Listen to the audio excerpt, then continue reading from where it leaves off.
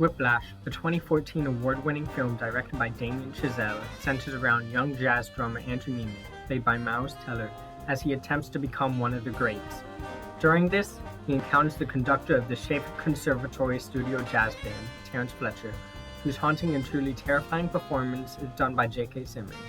Influenced by stories of an autocratic band led by jazz greats such as Buddy Rich, and inspired by Chazelle's own experiences as a drummer in his high school's band, Whiplash centers around ideas of perfection and its costs, as well as ideas of abusive teaching.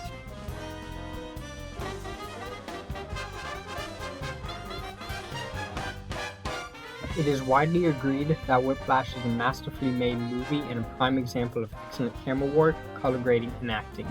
However, I believe that there is an aspect of the film that is consistently overlooked by critics and audiences alike. The role natural light has in illustrating Neiman's descent into madness and deepening attraction to the allure of fame. This relates to the overall use of color in the film to confer its ideas of the harm of the quest towards perfection and fame to those who watch it.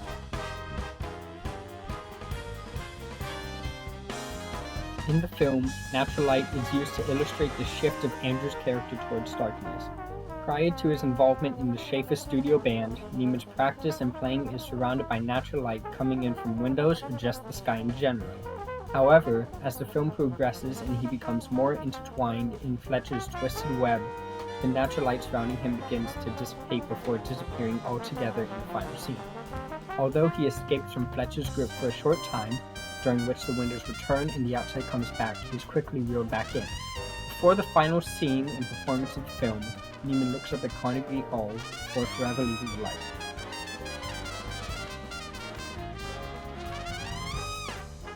Prior to being in the studio band, Neiman's original band is lit by windows.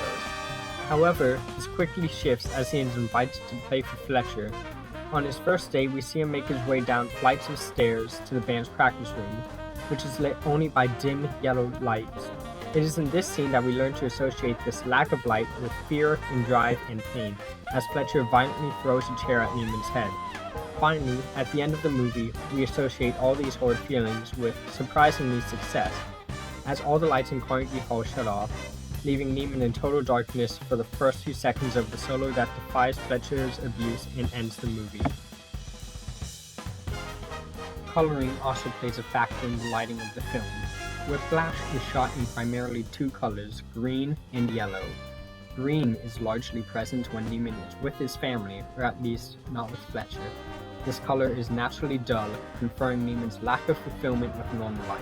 I think being the greatest musician of the 20th century is anybody's idea of success. Dying broke and drunk and full of heroin at the age of 34 is not exactly my idea of success. I'd rather die drunk, broke at 34 and have people at a dinner table talk about me than live to be rich and sober at 90 and nobody remember who I was. But your friends will remember you, that's the point. None of us were friends with Charlie Parker. That's the point. The green coloring further symbolizes an idea of being a nobody, since it is the color of the film when Fletcher first discovers Neiman in the practice room. Alone in the room, playing for a lesser band, Neiman felt unfulfilled. Even though the film shifts to a yellow gradient for his time in the studio band, once Neiman leaves Fletcher's band, similar to the natural light, the green color returns. As stated, once Neiman joins the studio band, the film quickly pivots to a yellow tint. This works to highlight the brass instruments and make their color pop.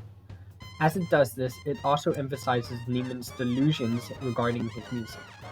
Due to the color amplifying the brassiness of the instruments, it also amplifies Neiman's false belief in what will get him fame, as he believes that the studio band will make him famous and that Carnegie Hall concert will make him famous. The coloring of the film reflects that, with the lighting highlighting the brass and making it seem glorious.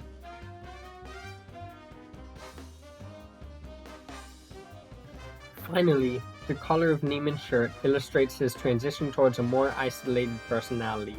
Initially, prior to joining Fletcher's band, he wears a white t-shirt. This, contrasted with the total darkness of the practice room, illustrates his purity and innocence as he is yet to be introduced to the evil that comes with Fletcher. Fletcher then enters the room, clad in black, blending into the background. As white and black are polar opposites, an antithesis between Neiman and Fletcher is built.